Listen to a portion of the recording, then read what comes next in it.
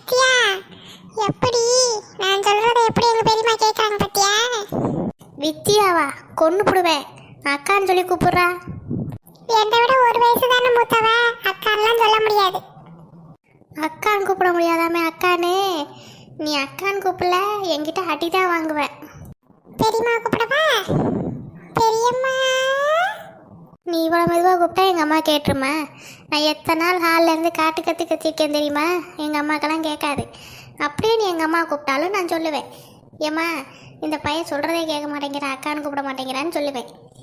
அப்போ நீ தானே திட்டு வாங்குவ.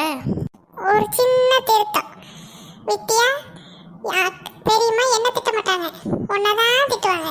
ஏன்னா அவங்க ஏன் பெரியம்மா. அவ்வளோ ஆயிடுச்சு.